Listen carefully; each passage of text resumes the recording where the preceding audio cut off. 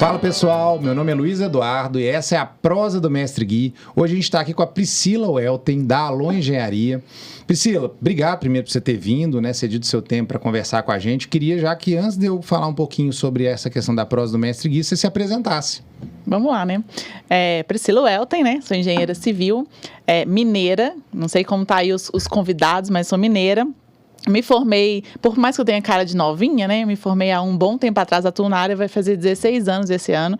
Comecei como técnica, depois engenheira. Enfim, agora decidi fazer mestrado e vamos embora, né? Uau! Além disso, eu tenho as 9 pós-graduações que todo mundo fica me zoando. 9 pós-graduações? Meu Deus, é muita coisa, hein?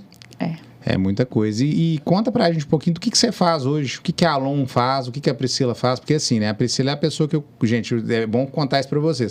Ela é a pessoa mais ocupada que eu conheço. Isso é importante falar. Tá sempre visitando obras, sempre no canteiro, que eu acho uma coisa super legal. Queria que você contasse um pouquinho disso também.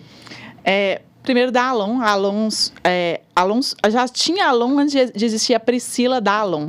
A Alon era voltada para a parte ambiental. Era minha sócia, a Márcia Máximo. E a gente se encontrou numa pós-graduação. E aí ela falou assim que viu algo diferente em mim. Ela falou assim, quer trabalhar comigo? Eu falei, tá bom, vamos trabalhar junto. Ela trabalhava na parte ambiental e eu fui para a parte de inspeção e perícia, isso há 9 anos atrás. Então, a Alon, ela nasceu no meu coração da necessidade de pensar assim, quem vai assessorar o cliente na hora que ele compra o sonho da vida dele, que é um imóvel? Porque eu trabalhei em assistência técnica de construtora e, para mim, doía literalmente a minha alma de entregar para um cliente uma coisa que não condizia com o sonho dele. Trabalhou em construtora? Trabalhei. Muitos anos. Na assistência técnica? Em obra, eu fiz assistência técnica da minha obra. Uau!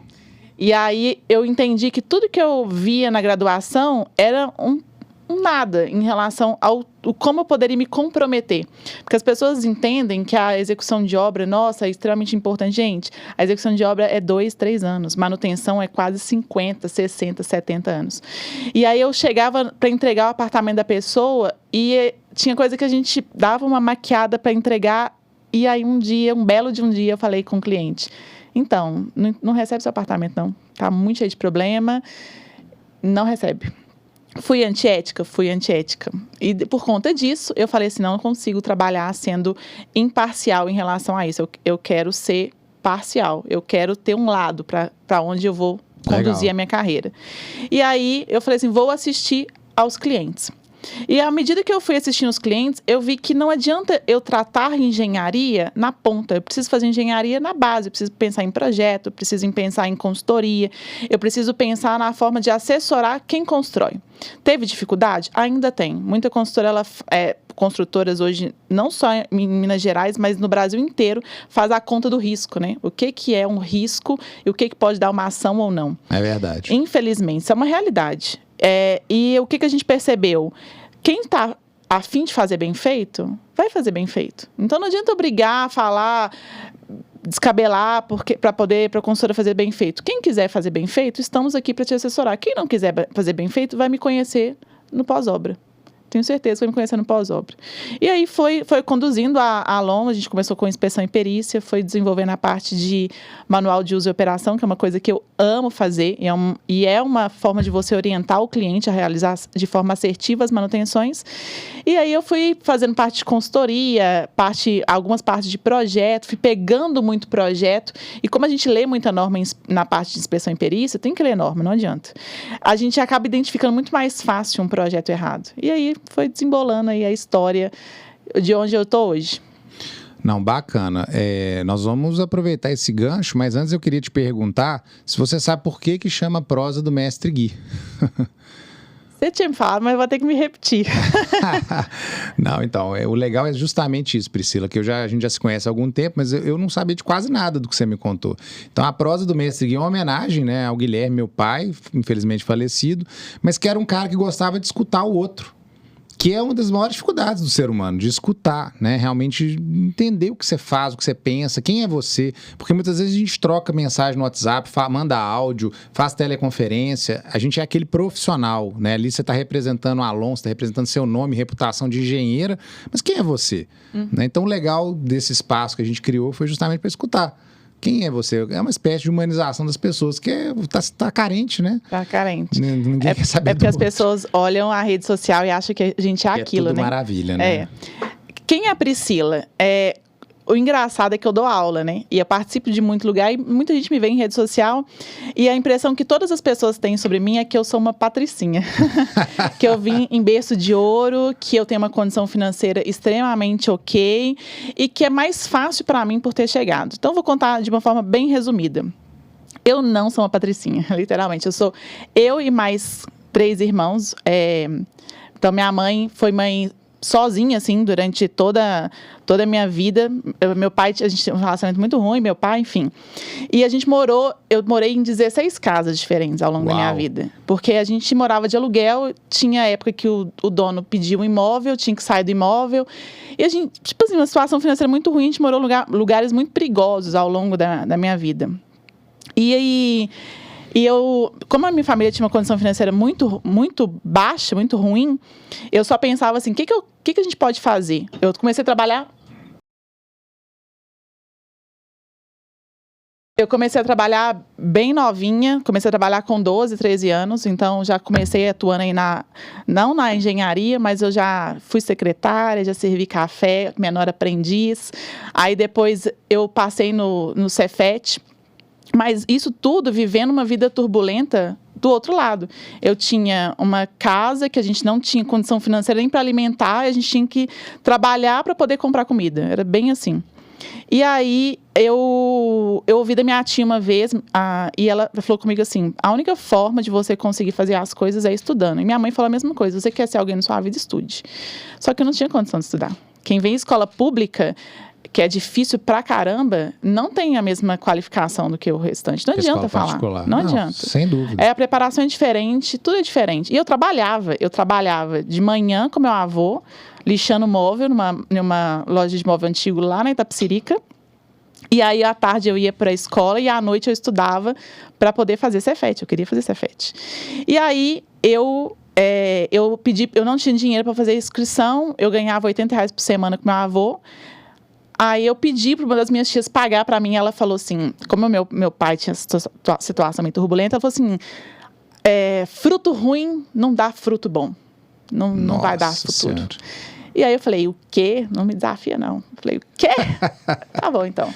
Paguei a minha inscrição, passei em 11º lugar no Cefet, no curso. Nunca tinha entrado num cursinho, estudei com aqueles livros antigos que tinha muito lá na Itapecerica e passei. E aí, o Cefet ficava 2 horas da minha casa, eu tinha que escolher. Ou eu comia, pagava comida pra minha casa, ou eu andava de ônibus. Itapecerica cidade? Não, Itapecerica aqui. Lagoinha. 2 horas? Dava 2 horas pro Cefet? Uau. Não, de ônibus, né? Porque dava o trânsito. Aí meu avô falou assim comigo, eu vou te dar a passagem até a loja. Da loja pra lá, você tem que se virar com o seu dinheiro. O que eu fazia? Andava a pé. Gente, eu era muito magra. Caraca, eu devia andar mais. Eu andava quase 2 horas pra ir, 2 horas pra voltar do Cefet. Eu estudava à noite. E aí os motoristas de ônibus me conheciam e eles falavam assim, pode entrar, Priscila, você não tem dinheiro, pode entrar. Aí eu fiquei assim um bom tempo. E aí eu comecei, no primeiro ano do Cefet, eu comecei a fazer estágio. Eu tenho uma grande amiga, a Jéssica, que eu encontrei no Cefet, e ela falou comigo assim, de ganhar uma bolsa de R$350. A minha turma, dos R$350, todo mundo recebia no dia e ia comer hambúrguer e tal. E a minha amiga, toda vez que eu recebia, ela falava assim, não, toda vez que eu te recebia, você estava no supermercado comprando arroz e açúcar. E eu falei, realmente. Eu pensava neles, né? Pensava na minha família. E aí... fiz Cefet, formei no Cefet, que foi uma honra para mim ter estudado numa federal. E aí fui para a faculdade, fui fazer faculdade. Não foi fácil, foi difícil do mesmo jeito. Eu pagava mensalidade, não pagava outras, fazia uma, não pagava outra. E aí, no 3º semestre da minha faculdade, meu pai, por mais que eu não tinha contato, meu pai faleceu. Eu tinha uma prova no dia de cálculo. Nossa, que beleza, eu fazia prova e chorava, E aí, fiz a prova, passei, gostava muito de cálculo. Aí eu perdi meu pai. E aí passou eu estava já no 8º semestre, estava quase formando. Eu morava num bairro lá no Betânia, que você deve conhecer. E tem uma região bem perigosa de lá. E minha mãe me esperava, deixava a porta da casa aberta pra gente poder entrar quando a gente voltava da faculdade. Porque eu chegava 11h30, meia-noite mais ou menos. E aí entrou um cara, tava fugindo um do outro, entrou um cara na minha casa e atirou. Meu Deus. E minha mãe levou 5 tiros. Tá brincando? Sério. Minha mãe levou 5 tiros e aí ela levou um tiro no abdômen, uma na perna, uma na outra perna, no braço. Loucura. Muita loucura. Eu cheguei em minha casa, parecia um CSI, né? Eu falei... primeiro que eu desmaiei, porque não posso ver sangue. E aí eu lembro exatamente que eu entrei, estava muito cheio de polícia, nunca via tanta polícia na minha vida. Entrei, olhei como estava meu irmão, minha irmã, meu irmão mais velho estava em São Paulo trabalhando. Aí eu olhei para minha mãe estava na ambulância, ela só falou assim, limpa a casa, fecha a porta, que tá tudo bem. Oh. E minha mãe estava com 5 tiros. E aí, foi aí que minha relação com tudo mudou. Porque na época que minha mãe levou os tiros, eu vou ficar só um pouco emocionada. Acontece. Ela foi para o João 23. E o João 23 estava de greve. Quem conhece escolas? Tudo público é muito difícil. Tudo público no Brasil. E aí, minha mãe estava no João 23 e eu não fui, porque eu não consigo ver sangue, foi minha irmã. E aí, minha mãe, foi um dia que teve muita gente que tinha sido baleada, muito acidente, e não tinha médico, porque estava em greve. E aí, minha mãe estava no corredor, estava perdendo muito sangue, e aí veio um médico que não estava no hospital e falou com a minha mãe que o Deus dela pediu para ir lá fazer a cirurgia. Minha mãe fez a cirurgia no corredor. E minha mãe ficou salva. O médico falou que ela não ia andar, 6 meses depois a mulher estava andando. Oh, beleza. Aí eu trabalhava na direcional nessa época. Eu pedi demissão porque minha mãe estava de cadeira de roda e eu tinha que dar banho nela, eu não sabia. E nisso tudo a gente morava de aluguel, eu tinha que mudar de casa, porque o cara pediu a casa, foi uma confusão. Mudamos de casa, fomos para outro, enquanto minha mãe a gente estava morando na casa de favor de uma amiga da minha mãe. E aí eu fui para outra casa, faltava 6 meses para minha formatura. Minha mãe estava bem, estava tudo bem. Meu irmão foi assaltado. Aí eu perdi meu irmão mais novo com um assalto. Aí ferrou tudo. Nossa Senhora. Foi uma tragédia, né? Meu Deus. E aí eu perdi o Daniel. Isso a rede social não conta, né, Não. Priscila? Aí eu perdi o Daniel com 18 anos. Novinho. Faltava 6 meses para minha formatura. O convite dele está até hoje guardado. Enfim. E daí eu falei assim, qual que é o propósito de tudo isso, né? E eu pensei, o que eu faço de tudo isso?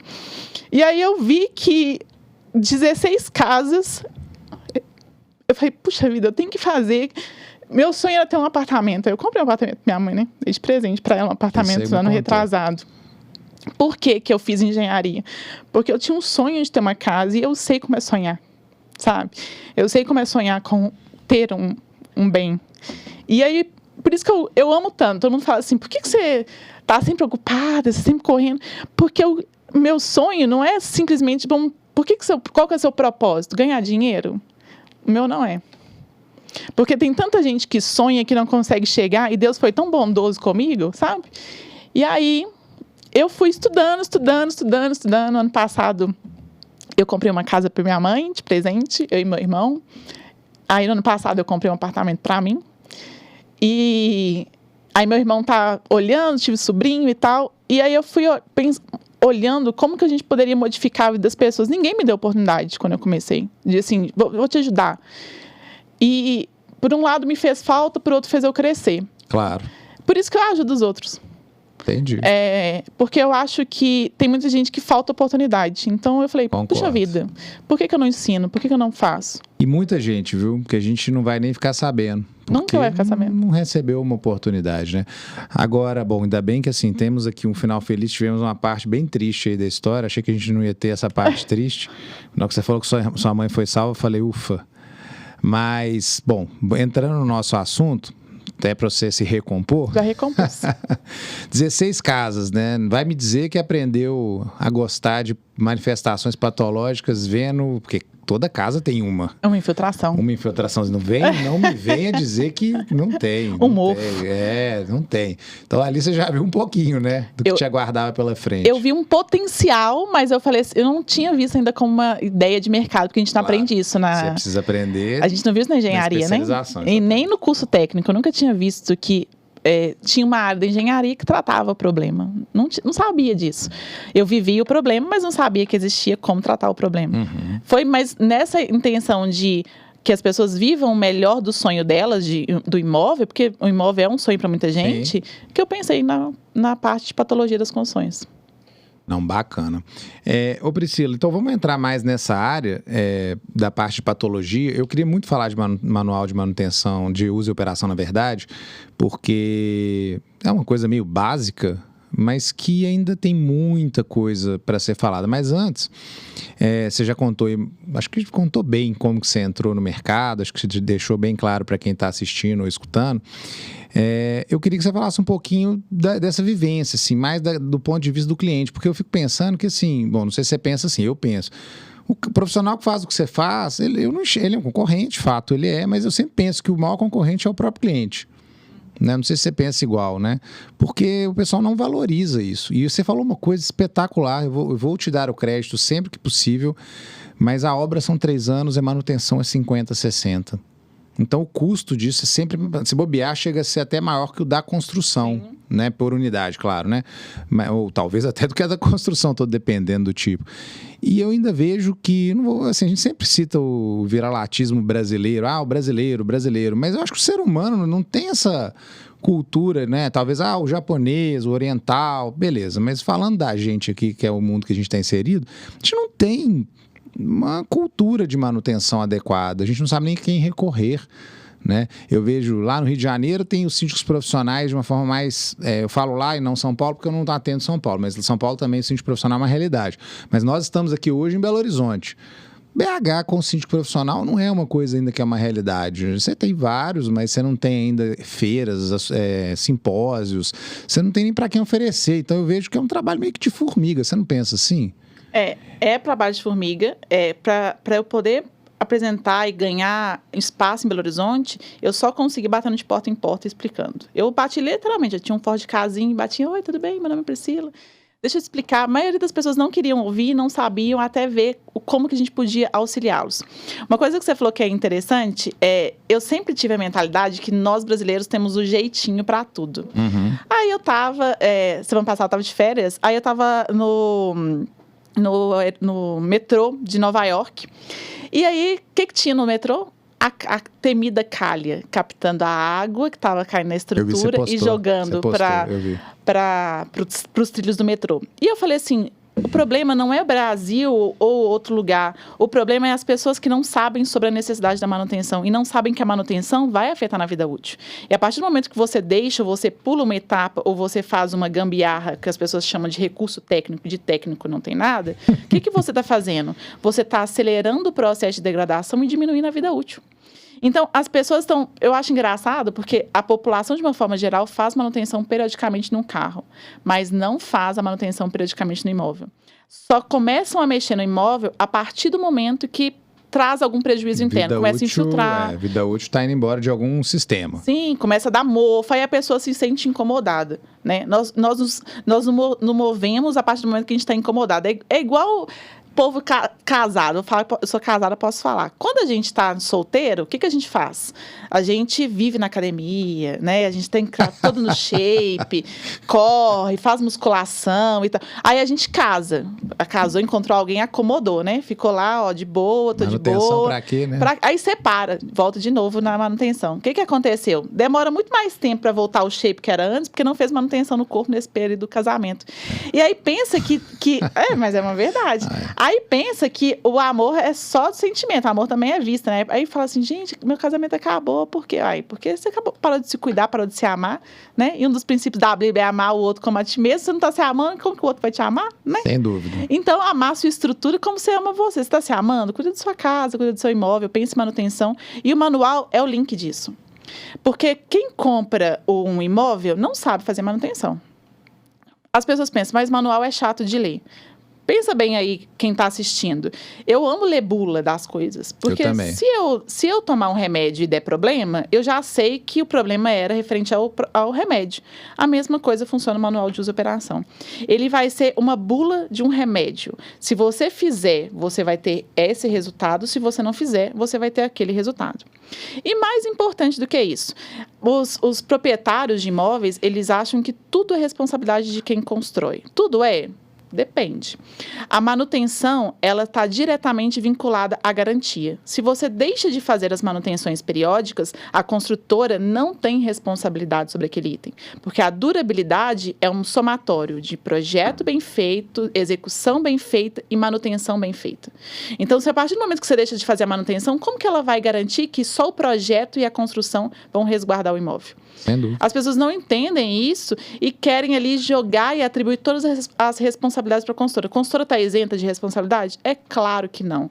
Mas tem aí que melhorar, nivelar a comunicação. E o manual veio para isso, para melhorar a comunicação. E a partir do momento que a gente estava entregando imóveis, recebendo imóveis e tendo questionamentos de moradores, a gente começou a ver que o manual do proprietário e o manual do síndico é um copia e cola, né? Total. Sinduscom fez o padrão, copiou e colou e pronto, e colocou no mercado. Só que as pessoas, os consultores, eles são infantis, vou falar essa palavra para não usar outra, são imaturos. Gostam tanto de dinheiro e são tão imaturos na hora de perder dinheiro. Por quê? Se você comprou um produto de impermeabilização, que para poder... ele tem aí uma vida útil de 20 anos. Desde que seja feito a etapa X, Y, Z, e você não explicou para o seu cliente isso, sabe quem é responsável por isso? Você. Aí você comprou uma tinta, né? Que, embora eu não concorde com as garantias dadas pelos fabricantes, você comprou uma tinta que a garantia é de 2 anos da aplicação. A maioria dos prédios é entregue sem garantia, né? Se for pensar. Do dia que pintou até o dia que entrega a chave, sim, esquece. Por isso que eu falo muito com a consultora. Conversa bem com quem está comprando a tinta para a garantia ser estendida em relação ao prazo da entrega do empreendimento. Sim. E não em relação à aplicação. Uhum. Porque senão você está assumindo a responsabilidade técnica daquilo. E o manual serve para isso. Para orientar e falar assim, ó, até aqui o produto que eu apliquei garante. Daqui para cá a manutenção tem que ser feita. Aí o que a consultora faz? Copia e cola. Copiou e colou a planilha. E aí colocou uma tinta que é 2 anos para uma garantia de 4. Quem está assumindo os 2 anos de prejuízo? A consultora. Sem dúvida. Então, as pessoas pensam que manual de uso e operação é um custo. E, de verdade, você pagar aí 8 mil, 5 mil, 3 mil, depende da construção. Gente, é o custo de nada. É um custo de estagiário hoje em dia numa construção civil. Ô Priscila, eu vou fazer uma analogia aqui que... Desde que a norma de desempenho entrou em vigor no Brasil, eu percebi que todas as empresas, principalmente de consultoria, passaram a fazer analogia com a questão da manutenção do carro, que é a mais comum. Ah, você não troca o óleo, não sei o quê.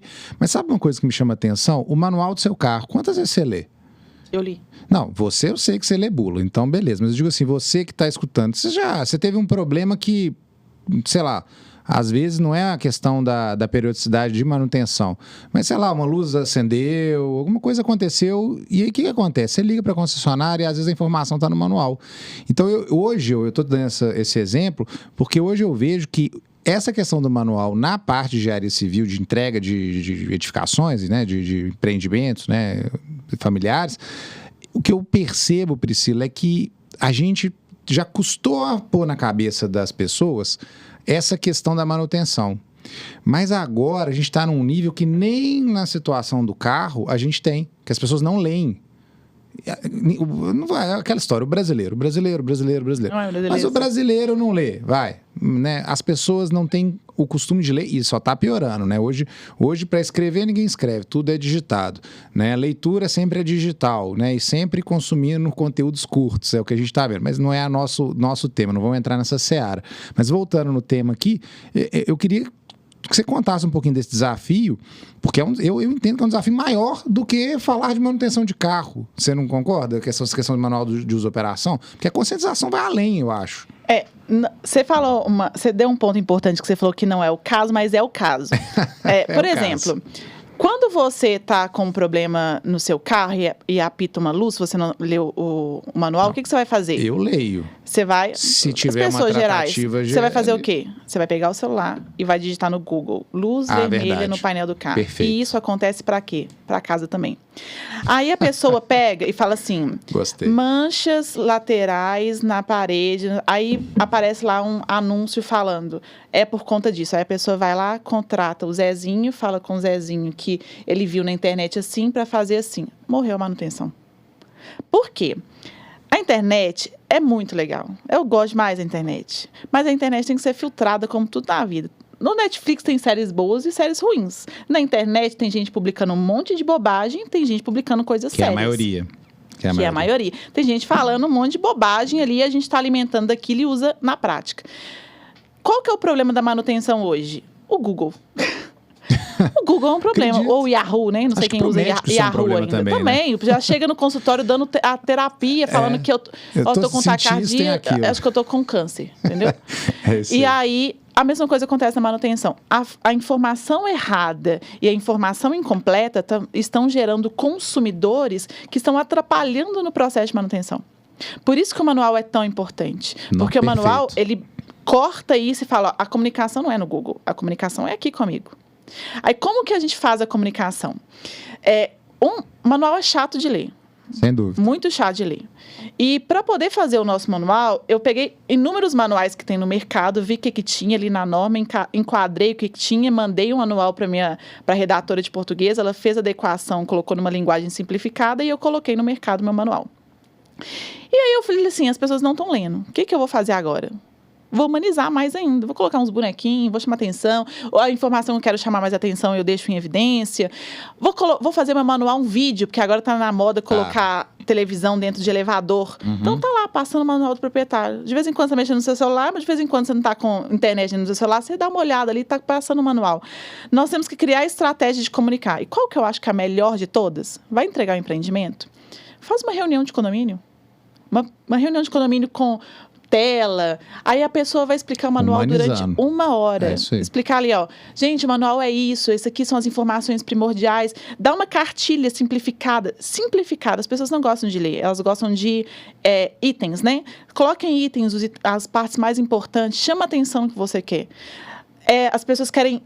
falam que a obra não é entregue, né? Que ela é abandonada. Não abandone na parte do manual. Tenha cuidado com o seu cliente na mesma etapa que você teve na hora de vender o imóvel, de passar a informação. Acho fantástico. Priscila, mudando já para o nosso segundo momento, eu queria aproveitar, porque assim, né? Se deixar, a gente fala por 5 horas e eu sei disso, a gente sabe disso. Mas eu queria que você contasse para a gente algum caso que você acha que é relevante dividir com a audiência em relação a um caso de sucesso, uma lição aprendida, alguma coisa assim que valeu a pena ter passado por isso por algum motivo. Seja bom, seja uma lição aprendida, vai. Nós tivemos um caso bem peculiar.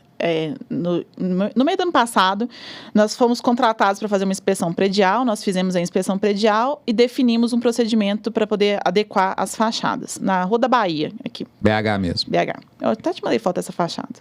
Só que na hora que a gente estava fazendo a avaliação da fachada, o embolso estava caindo, né? Vários pedaços do embolso estavam caindo, o prédio tinha quase 50 anos, nunca tinha feito manutenção de fachada. E para poder colocar o balancinho para descer a fachada, que eu ia ter que tirar o embolso, tratar a alvenaria para começar tudo do zero. Tinha uma laje em cima que eu precisava avaliar essa laje, que era uma laje de um cinema. E aí eu fui pedir pro síndico para eu ter acesso à laje, porque eu queria ver se a laje que estava sem manutenção suportava o peso das pessoas que iam ficar andando ali em cima. Entrando no cinema, no que eu entrei nesse cinema, eu vi 3 pilares com processo de corrosão bem avançado, bem avançado. E aí, primeiro erro. Eu não fui contratada para isso, por que eu fui dar palpite? Aí eu fui e falei com o meu cliente, você está com 3 pilares com problema, e eu acho que pensando em estrutura e pensando em fachada, os 2 são importantes, mas eu avaliaria melhor a sua estrutura. Liguei para 2 projetistas que eu adoro aqui em Belo Horizonte. Pode falar, o Daniel Leles e o Birajara Camargo. O Birajara eu conheço. E mandei foto para eles falaram assim, Priscila, tem que fazer intervenção urgente. Eu fui contratada para fachada, eu não tinha nada a ver com aquela estrutura. Aí eu fui, falei com o síndico, só que o dono do cinema simplesmente não deixou mais entrar lá. não deixou. E aí o síndico pediu para a gente poder fazer um parecer técnico simplificado para poder entrar com uma ação judicial para conseguir entrar no lugar e conseguir fazer a vistoria. Nisso nós fizemos esse relatório, esse parecer, falando que a gente tinha visto uma estrutura que estava com condições que implicavam ali na estabilidade estrutural e que não apresentava mais a resistência, a capacidade portante. Resistência não, capacidade portante, que afetava a capacidade portante da estrutura. Corrosão afeta a capacidade portante. Total. Ou seja, ia cair, gente, ia entrar em colapso. Só não posso falar isso, né? Mas afeta a capacidade portante. Afeta, mas é o que aconteceria no futuro. Se não tivesse tratado. Se não tratasse. Aí, o que aconteceu? Gente, eu não tinha sido contratada para isso. Mas ok, fiz o parecer, conseguiu eliminar, o juiz liberou, acessou o lugar, só que o síndico foi e falou assim, não, eu vou chamar mais uma pessoa para poder fazer. Eu falei, tudo bem, não tem problema. Chamou um outro engenheiro. Esse outro engenheiro fez a avaliação dele e o síndico não autorizou mais a gente entrar. Eu achei muito estranho aquele movimento que estava acontecendo. Falei, ok. Fui chamada para uma reunião de condomínio.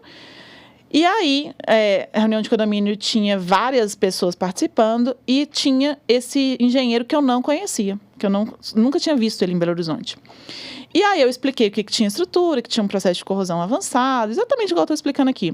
E aí o engenheiro foi e falou assim, a senhorita está equivocada. Primeiro, a senhorita é emocionada por ser mulher. Nossa. Aí eu falei, ai meu Deus do céu. Aí ele começou a falar que não era bem assim, que o prédio não tinha nenhum problema, que não era tão grave, que ele avaliou a estrutura. Eu falei assim, você leu meu parecer? Que eu falei que eu precisava, que a gente viu 3 pilares, os 3 estavam com um processo de corrosão bem avançado e que a gente precisava acessar a estrutura como um todo para avaliar e ter um diagnóstico final. Li, mas eu não concordo. Eu falei, tá bom. Nisso, o síndico levantou da mesa, pediu para a gente se retirar da sala, que ele teria uma pessoa técnica mais competente para poder fazer o trabalho. Ninguém fala esses problemas que dá, né? Para ter o trabalho. Eu peguei, era reunião 10h30 da noite, eu saí do condomínio. Gente, é verdade, na hora que eu saí, eu só chorei. Eu chorei de ódio, mas chorei. Falei assim, mãe, eu resolvo. Fui para casa.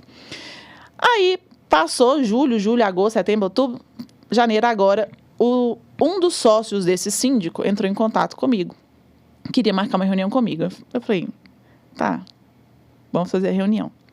Fiz a reunião com ele e ele veio me pedir desculpas. Ele falou assim, se ele poderia emitir um documento retratando o que tinha acontecido nessa reunião. Eu falei, olha, não vejo necessidade, porque vocês já expuseram a minha empresa, expuseram a Priscila, e não vejo necessidade de relembrar uma coisa que deu problema. Ele falou assim, não, deixa eu te contar o que aconteceu. Esse engenheiro fez a perícia, levantou, e na sequência ele passou um projeto de recuperação, fazendo exatamente a recuperação que você tinha citado na reunião. Eu falei, mas ele falou que não precisava. Ele falou assim, não, ele falou que não precisava para ele conseguir fazer a reabilitação da estrutura. E aí, eu nem acreditei naquilo, eu falei, beleza. Acho que a gente tinha cobrado, sei lá, uns 15 mil reais para fazer essa avaliação, o perito cobrou uns 25 e mais 275 mil para poder arrumar os 3 pilares, que eu achei muito caro, inclusive, para arrumar os 3 pilares, seguindo o procedimento que a gente tinha falado da reunião. E aí, o que eu entendi de tudo isso? Não se meta onde você não é chamado, primeiro ponto. Não se meta, você não foi contratado para aquilo, por que você está assumindo aquela responsabilidade? Segundo ponto, sempre que você participar de uma reunião, tem uma segunda pessoa te representando junto com você, sabe? Da mesma empresa que a sua. Ou uma outra pessoa terceira, para ter uma comunicação e a informação ficar bem distribuída. Isso é importante. Faça atas de reuniões. E quem mexe com perícia, cuidado, vai mexer com perícia, tenha cuidado de não trabalhar com obra. Por quê? Porque você tem interesse. E a partir do momento que a gente tem interesse, a gente pode mudar a forma de uma análise. É claro que não todos, mas se a pessoa for ética, não. Mas a gente pode tender a mudar um documento para poder beneficiar uma obra. Isso não é legal, isso não é ético, mas foi o que aconteu. Então foi uma lição. Fazia a obra. Fazia a obra. Ah, entendi. Foi uma lição aprendida porque eu entendi que a partir do momento que eu vejo o problema, sim, eu tenho que comunicar, tem um problema. Mas eu não preciso fazer mais nada a partir disso. Porque quem é o responsável daquilo é o síndico. Eu preciso só notificá-lo que há um problema, que isso está, inclusive, no Código de Ética do CREA. Eu preciso, olha, você tem um problema e você precisa contratar. E acabou ali a sua responsabilidade. Então, não me meto mais aonde, sempre eu tenho uma pessoa junto comigo para fazer uma reunião técnica e sempre ter atas de reunião. Isso é... Não é um case de sucesso, mas é uma lição aprendida. É uma lição aprendida, mas é um case interessante porque eu acho que isso é um problema sério, né? Essas questões relativas aí a conflito de interesse, a você... Eu não acho que você está errada ao dar o pitaco, não. Eu entendo. Agora eu entendi o que você quis dizer. Olha, você tem um problema. Bom, se você quiser me contratar, a gente faz uma proposta para você. Você quis fazer um pouco mais. Você quis... Sabe qual que é o problema? Eu fiz o que você faz também. Eu faço a mesma coisa. Por isso que eu tava assim, putz, você foi lá, cara, isso aqui é muito sério. Vamos resolver isso aqui. E aí, no final das contas... E aí, antes da gente terminar... o nosso podcast, eu queria que você brevemente falasse sobre o papel da mulher nesse cenário, porque você acabou de contar um preconceito claro em relação à questão de, poxa, você está emocionada. Mas eu queria saber, de forma simples, assim, eu queria que você desse seu sentimento em relação a isso e como que a gente está vivendo hoje em relação ao que já passou, enfim, algo breve. A gente, antes de começar o podcast gravar, você falou comigo assim, eu tava mexendo no celular, eu falei, pode falar que eu tô te ouvindo. Aí ele falou assim, a mulher consegue fazer essas duas coisas. Mas você é meio homem, né? Porque você não faz duas coisas ao mesmo tempo. Aí eu falei assim, eu me tornei meio homem para poder estar na engenharia. Eu mudei minha forma de vestir, mudei minha forma de falar, mudei minha forma e minha postura. Olha só, que loucura. Para poder me enquadrar na engenharia. Isso não é só na engenharia aqui de execução, é na engenharia acadêmica, porque vocês acham que a engenharia execução é difícil? A acadêmica é muito pior. Na acadêmica, eu fui num evento uma vez do CREA, e aí me perguntaram de quem que eu era acompanhante. Eu falei, de ninguém. Eu tenho que ser acompanhante de alguém? Como assim? Como assim, gente? Então, as pessoas precisam entender que a mulher não precisa ser acompanhante de ninguém, nem precisa ser funcionária de ninguém para ser bem-sucedida. A mulher é bem-sucedida a partir do momento que ela quer ser bem-sucedida. Isso serve para homem, para mulher, para qualquer pessoa. É isso aí. Entendeu? Então, as pessoas têm que tirar essa ideia. Eu tenho certeza que você não desce numa cadeirinha, numa fachada de matraca. Cadeirinha eu nunca desci. Eu desço cadeirinha numa fachada. Mas nunca tive convite Já vi também. um monte de homem com as pernas bambas, porque... Então, eu acho que tem muito a ver com o que a gente está disposto a fazer e do que a gente tem medo que não tem, né? Sim, então, sim. Não é pelo sexo. É claro que eu não vou conseguir carregar um saco de cimento. Eu vou pedir ajuda para um homem, mas competência não tem a ver com sexo. Tem a ver com a pessoa e com o que ela escolheu seguir. É isso. Não, maravilhoso. É isso aí. Esse era o recado que eu queria escutar. É importante demais. A gente precisa dar voz, cara. Eu acho importante. E é isso. É equidade. Não é uma questão de ser mais, ser menos, ser por ser. É isso. Poder fazer o que quiser. Bacana. Priscila, para a gente finalizar, nós temos mais 2 momentinhos finais. Eu queria que você falasse um pouco dos seus mentores. Quem são as pessoas na vida profissional, pessoal, que você gostaria de dar o crédito, que te trouxeram até aqui, que você se referencia? Eu tenho uma mentora na minha vida pessoal, que é a Márcia, que é minha sócia. Eu acho que é a pessoa com o maior coração que eu conheço e a pessoa que me deu a oportunidade. Foi a oportunidade que eu precisava e ela me deu. E ela é quase minha mãe, assim, eu tenho uma admiração por ela, enfim, eu me sinto da família dela, sabe? Legal. Enfim. E na minha vida profissional, eu tenho algumas pessoas, mas uma pessoa que mudou muito a minha cabeça foi, não sei se você conhece o Juliano Polito. Não conheço. Ele é uma figura, ele foi meu gerente na Iven, e ele falava comigo assim, Priscila, abaixa a bola. Priscila, você é muito pra cima. Priscila, não precisa ser assim. E ele me puxava muito, porque eu sou acelerada. E ele me puxava muito. E eu aprendi algumas coisas com ele. Não aprendi muita coisa, porque eu era muito acelerada. Mas hoje, eu vendo tudo que ele falou comigo, eu entendo exatamente o cuidado que ele teve, sabe? Então, Juliano Polito. Bacana, bacana. Mais algum? Tá bom? Eu tenho muitos, né? Mas... Não, e o Paulo Helene, né? E meu orientador do mestrado agora, o Enio Pazini. Olha, que chique, hein? Que chique, né? Nossa. Uau, eu tenho um livro dele, acho que é o mesmo que você deve ter. Eu tenho vários dele. Eu tenho, mas eu vi um no seu... Eu vi lá escrito, né? Eu vi lá no seu escritório. Bacana, gostei. Você tá chique, né? Tô chique, orientada, né? Bem orientada. Uau. Bacana. Pra gente fechar o nosso podcast, bom, primeiro sim, né? Sensacional. O que eu falei, se deixar, a gente fica, né? O nosso tagline, o nosso slogan da Dalminas, né? Que é quem realiza a prosa do Mestre Gui, é tranquilidade que dura. Eu queria que você falasse o que você sente ao escutar essa frase na sua vida, tranquilidade que dura, o que é pra você? Quando você me perguntou isso antes de a gente começar, eu pensei em um casamento.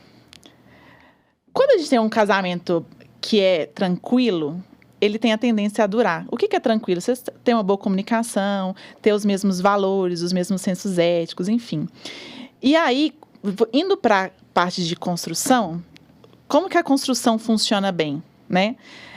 Tranquilidade que dura é a gente conseguir fazer todas as etapas, porque casamento começa no namoro, noivado e casamento. A obra começa no projeto, construção e manutenção.